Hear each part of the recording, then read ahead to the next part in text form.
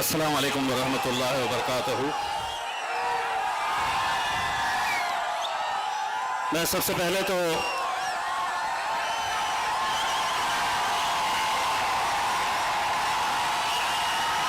तीस तारीख के दिन असद भाई को भी बोलना है, वक्त कम है। 30 तारीख के दिन ये सभा होने वाली थी। 30 तारीख के दिन पुलिस ने हमें ये सभा लेने का परमिशन भी दे दिया था, लेकिन मेरे कायद बैरिस्टर असदुद्दीन अवैसी साहब ने उस दिन ये फैसला लिया जब यहाँ के आईजी और एसपी साहब का फ़ोन आया और उन्होंने ये बताया कि यहाँ का माहौल थोड़ा गर्म है। तब हम तो आना चाहते थे, लेकिन कायद बैरिस्टर असदुद्दीन अवैसी साहब ने ये कहा कि हमें अहमदनगर के अंदर अमन चाहिए, हम कोई गड़बड़ी नहीं चाहते हैं, हम किसी को कोई तकलीफ देना नहीं चाहते हैं। इसीलिए उस दिन ये फैसला लिया गया कि ये सभा हम 30 तारीख के लिए नहीं, हम 9 तारीख के दिन आएंगे। अब मैं पुलिस डिपार्टमेंट जरा सुन लिए,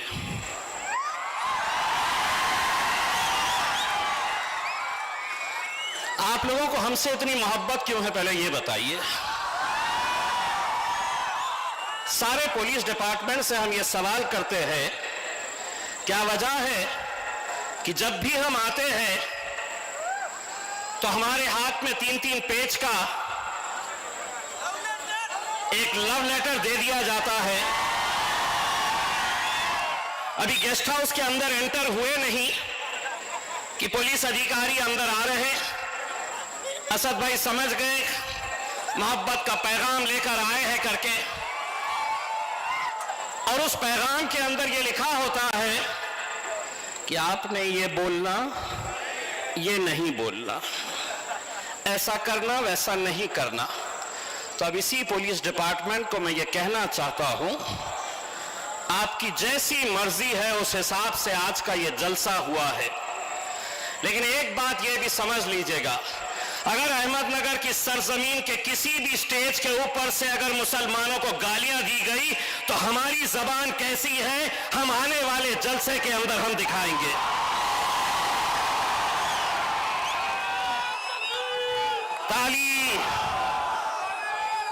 ताली एक हाथ से नहीं बजेगी। कानून और नियम सिर्फ मजलिस के लिए रह नहीं सकते हैं। इस मुल्क के अंदर अगर कानून है तो सबके लिए है। और हां, आप लोग जो मुसलमानों को जिस नजरिए से देखते हैं, मैं हिंदुस्तान के मुसलमानों की तरफ से आज इस हुकूमत को, प्रशासन को और पुलिस को यह कहना चाहता हूं, एक एक नौजवान, एक एक बुजुर्ग की तरफ से मैं इस हुकूमत को यह बात कहना चाहता हूं कि जमीन पर घर बनाया है मगर जन्नत में रहते हैं। हमारी खुशनसीबी है कि हम भारत देश में रहते हैं। हर रोज हमने यहां पर भी कई बार हमारे खिलाफ गालियां तक सुनी है, लेकिन अगर आप ये समझ रहे हैं कि हमारे मुंह में जबान नहीं है, तो ये जितने भी है इन सब की जबानों को अगर मिला दे, हम तो जबान और पाए खाने वालों में से है मेरे भाई। आप हमारी जबान का कहां मुकाबला कर पाओगे। हम नहीं कहेंगे।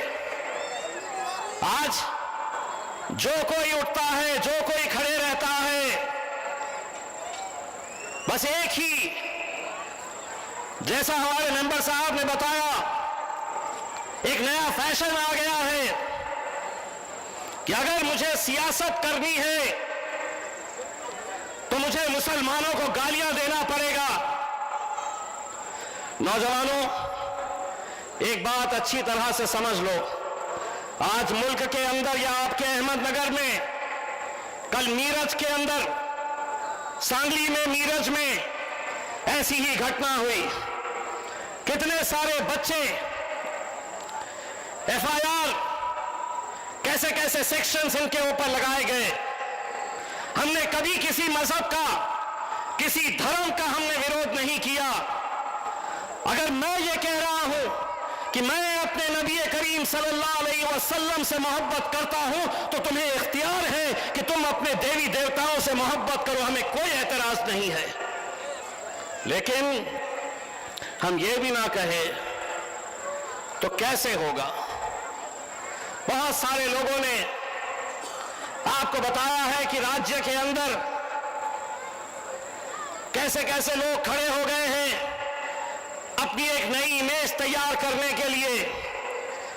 पहले हर रोज एक छोटा सा चिंटू, छोटा सा, वो बोलता था, अब आपके शहर में एक चिकनी चमेली आई हुई है।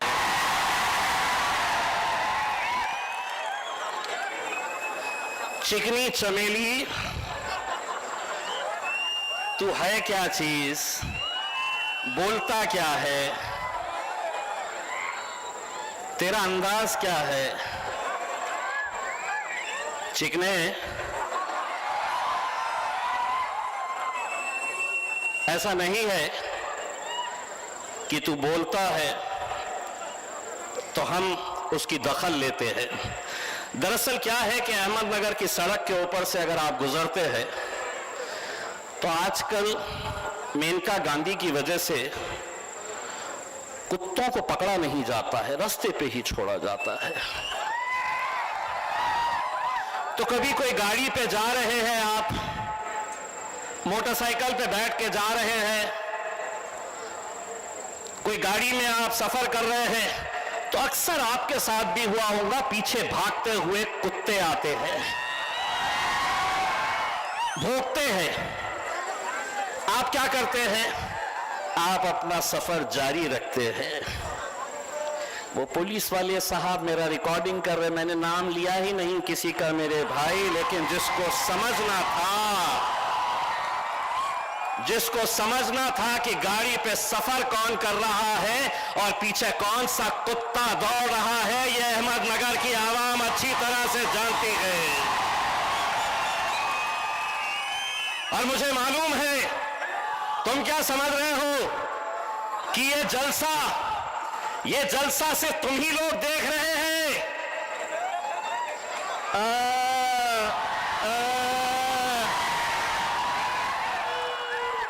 मुझे मालूम है कि चिकनी चमेली तू भी देख रही है कि मेरे बारे में क्या बोल रहे हैं करके। एक बात, तूने कभी कोई गाना सुना है या नहीं है, लेकिन एक गाना जरूर सुनना, सुबह, दोपहर, शाम और रात में सोने से पहले वो गाना जरूर सुनना। बाप तो कहां से आ गए, बोले मेरे पीछे अजीत दादा है। कोई खड़े रहता है बोलता मेरे पीछे देवेंद्र फडणवीस है, कोई कहता है एकनाथ शिंदे है, और इन सब के ऊपर नरेंद्र मोदी है। अरे हम तुम्हारे बाप के बाप को नहीं छोड़े तो तुम चिल्लर क्या चीज है बे। अगर इम्तियाज जलील में अल्हम्दुलिल्लाह मेरे कायद बैरिस्टर असदुद्दीन अवैसी साहब के साथ पार्लियामेंट के अंदर बैठ के अगर हम नरेंद्र मोदी साहब की आंख में आंखें डाल के बोलने की हिम्मत कर सकते हैं, तो तू चिल्लर क्या चीज है बे। बस इतना कहना चाहूंगा। 10 दिन पहले मैं इसी रास्ते से गुजरा था, उस वक्त मैंने ट्वीट किया था कि अगर देवेंद्र फडणवीस, एकनाथ शिंदे, अजीत पवार अगर इस सड़क से अपनी गाड़ी में बैठकर गए तो मेरी तरफ से 10,001 रुपये का इनाम इनको दूंगा। 10 दिन के बाद दोबारा जब आया तो ये कीमत बढ़ा चुका हूं, 10,000 की जगह 20,000 दूंगा। और कलेक्टर साहब मुझे ये बताइए, ये आपकी सड़क जो है आपके जिले की, इसका डामर और सीमेंट कौन खा रहा है? जरा निकलिए एसी कैबिन में से बाहर और सफर करिए इस रास्ते के ऊपर, पता चलेगा वही खा रहा है जो बहुत फड़फड़ा रहा है। क्योंकि अगर अनाज खाते तो सीधा रहते। अब गू खाने की आदत हो गई है तो फड़फड़ाओ, जितना फड़फड़ा सकते हो उसमें। मुझे मालूम है ये सभा हुई है तो कुछ दिन के बाद तेरी महफिल भी सजेगी, लेकिन एक बात अच्छी तरह से मैं जानता हूं, महफिल तेरी सजेगी, चर्चा हमारा होने वाला है उसमें। स्टेज पर तू बैठेगा, बोलने वाला हमारे बारे में बोलेगा। मैं, मेरे भाइयों, मुझे मालूम है कि अहमदनगर एक ऐसा जिला है जहां पर हमारे कुछ पुराने साथी उस झंडे को संभाले हुए थे, जिस झंडे से लोग परहेज करते थे। 29 तारीख 28 तारीख के दिन जो अहमदनगर के अंदर घटना हुई, हम यकीन मानिए किसी भी तरह की हिंसा का हम समर्थन नहीं करते हैं। मैं नौजवानों से सिर्फ इतनी अपील करना चाहूंगा, यकीनन हम अपनी जान से ज्यादा अपने मोहम्मद मुस्तफ़ा सल्लल्लाहु अलैहि वसल्लम से हम मोहब्बत करते हैं, लेकिन अगर कोई बैनर लेकर खड़े रहेगा, कोई पोस्टर लेकर खड़े रहेगा और ये कहेगा कि मैं मेरे नबी के बताए हुए रास्ते के ऊपर चल रहा हूं, मेरे नबी से मेरी मोहब्बत अगर मुझे जताना है तो मैं कहीं बैनर लगाऊंगा, कहीं पोस्टर लगाऊंगा, तो नहीं मेरे भाई। हमारे आका ने हमें कुछ बातें बताई है, कुछ बातें सिखाई है, जिंदगी कैसे जीना है ये हमको बताया है। उन्होंने ये नहीं कहा है कि मेरी मोहब्बत बताने के लिए तुम्हें कहीं पोस्टर लगाने की जरूरत पड़ेगी, कहीं बैनर लगाने की जरूरत पड़ेगी। हम उन नौजवानों से ये कहना चाहते हैं, अपने अखलाक को इस तरह से बना लो, अपने किरदार को इस तरह से बेहतर बना लो कि कोई गैर कौम का आदमी भी तुम्हें देखे तो तुम्हें देखकर कहना चाहिए ये मेरे मोहम्मद का उम्मती है, ये मेरे मोहम्मद को मानने वाला है। ऐसे किरदार को बनाओ मेरे भाई। आज यकीनन मुल्क में और महाराष्ट्र के अंदर जो हालात पैदा किए जा रहे हैं, इलेक्शन आ रहा है तो बहुत सारी घटनाएं होगी। आज इलेक्शन का मतलब यह है कि हिंदू समाज को इकट्ठा करो, और कैसे करो तो शहरों में दंगे करवाओ, माहौल खराब करो, खौफ पैदा करो। मैं अहमदनगर के तमाम उन हमारे दूसरे जाति, धर्म और मजहब के लोगों को यह बात बताना चाहता हूं, हमने कभी किसी दूसरे धर्म का, दूसरे मजहब का हमने कभी विरोध नहीं किया और इंशाअल्लाह कभी नहीं करेंगे, क्योंकि यह पैगाम मेरे रसूल आका ने दिया है। हम कभी किसका विरोध नहीं करेंगे, लेकिन एक बात आज अच्छी तरह से समझ लीजिएगा कि आज मुल्क के जो हालात है, बिका हुआ पत्रकार, डरा हुआ विपक्ष, सहमी हुई आवाम और कानून की धज्जियां उड़ाती प्रशासन और पुलिस, ये लोकतंत्र के लिए बहुत घातक है, ये डेमोक्रेसी के लिए बहुत घातक है। एक बात आप समझ लीजिएगा, बार बार यही कहा जाता है कि तुम यहां पे नहीं रह सकते हैं।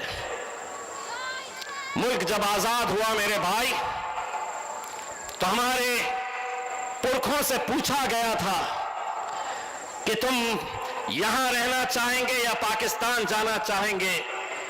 हमारे बुजुर्गों ने कहा था कि इस मिट्टी में हम पैदा हुए हैं, इंशाअल्लाह इसी मिट्टी के अंदर हम दफन होंगे, हम कहीं नहीं जाने वाले हैं, यहीं रहेंगे। जमहूरियत ने हमें जो इख्तियार दिया है, उस इख्तियार का इस्तेमाल करते हुए हम यकीनन जद्दोजहद करते रहेंगे। मुश्किलात आएगी, तकलीफें आएगी, परेशानियां आएगी, लेकिन हिम्मत मत हारना मेरे भाइयों। आज ये जन सैलाब जब मैं देख रहा हूं तो मुझे इतना यकीन है कि जो बैरिस्टर असदुद्दीन अवैसी साहब बिहार की सड़कों के ऊपर सुबह से लेकर रात तक एक एक चप्पा चप्पा घूम रहे हैं, वो किस लिए? हमारी अपनी क़यादत खड़े करने के लिए। वो किस लिए आज बिहार से सीधा यहां पर आए, यहां से सीधा बिहार जाएंगे। किसके लिए कर रहे हैं मेरे भाई? हम चाहते हैं हर शहर में अपना एक लीडर पैदा होना चाहिए। हम चाहते हैं कि अपनी क़यादत खड़ी होनी चाहिए। इसीलिए ये जद्दोजहद चल रही है। बहुत सारे लोग अलग अलग बातें मजलिस के बारे में करते हैं कि ये फलां आने से किसी को फायदा पहुंचेगा, बीजेपी को फायदा पहुंचेगा। एक बात अच्छी तरह से समझ लो, इम्तियाज जलील अगर एमएलए बना औरंगाबाद से, इम्तियाज जलील अगर मेंबर ऑफ पार्लियामेंट बना औरंगाबाद से, तो वही भारतीय जनता पार्टी को और शिवसेना को पछाड़ के अल्हम्दुलिल्लाह हम वहां पर गए थे, उन्हीं को पछाड़ कर। लेकिन हमारे ही अपने खेमे में कुछ ऐसे लोग हैं जो अलग अलग चौखटों के ऊपर सिर्फ एक ओहदे के लिए, को ठेके के लिए, कभी अजीत पवार के पैरों में पड़े हैं, तो कभी देवेंद्र फडणवीस, शरद पवार, अजीत पवार के।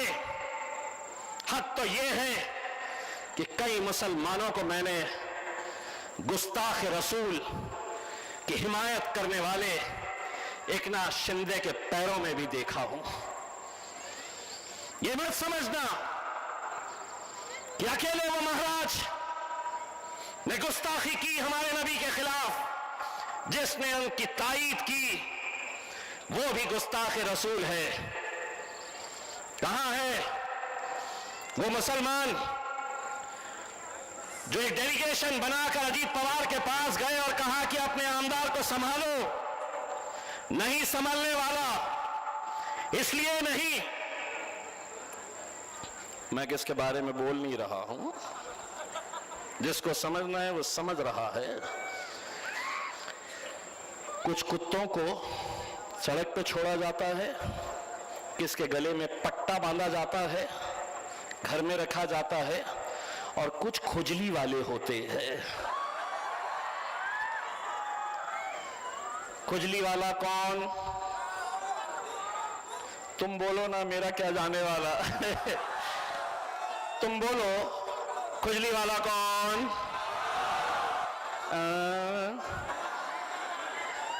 अब पुलिस वाले साहब लेके बैठे हैं, इम्तियाज जलील साहब कुछ बोलेंगे, खुजली वाला कल जाएगा, मीडिया वाले चलाएंगे। इम्तियाज जलील ने उसको खुजली वाला बोला, मैंने नहीं बोला, लेकिन तुम भी समझ गए तो बराबर चला देना जिसको चलाने का है। बड़े इंतजार में रहते हैं, क्या बोलने वाले हैं, कल का दिन कैसे चलाना है। जो चलाना है चलाओ। हम इशारों में भी बात करने लग गए हैं अपनी आवाम से। Tie tie toy toy toy toy toy, समझ जाते हैं लोग क्या बोल रहा है करके। पुलिस वाले परेशान हो जाते, बस ये बताओ ये toy toy toy toy toy toy है क्या करके। कुछ नहीं है, लेकिन समझ गए जिसको भी जो समझना है। मैं इस मौके के ऊपर हमारे नए मजलिस में शामिल हुए नौजवान साथियों का खैर मकदम करता हूं, और मैं समद भाई के साथ जितने भी लोग और शामिल हुए हैं उनको एक बात कहना चाहता हूं। अभी तक ऐरे गैरों के साथ आप लगे हुए थे, आज के बाद आप शेर की सवारी करने वाले हैं इंशाअल्लाह। मजलिस क्या है, मजलिस की दीवानगी क्या है, मुझे अभी हमारे भाई साहब ये बता रहे थे कि यहां तो छोड़ो, अहमदनगर के अंदर इतनी बड़ी सभा किसी की नहीं हुई है। ये जो आते हैं ना, जितने भी बड़े बड़े नेता, उनको गाड़ी भेजना पड़ता है। कई तो ऐसे रहते हैं कि खाने का इंतजाम करना पड़ता है, किसी को पैसे देकर लाना पड़ता है। अल्हम्दुलिल्लाह ये सिर्फ एक आवाज के ऊपर आती है, एक आवाज लगती है कि तेरा मेरा रिश्ता क्या, तेरा मेरा रिश्ता क्या। नारे तकबीर, नारे तकबीर। बहुत बहुत शुक्रिया। आखिर दम।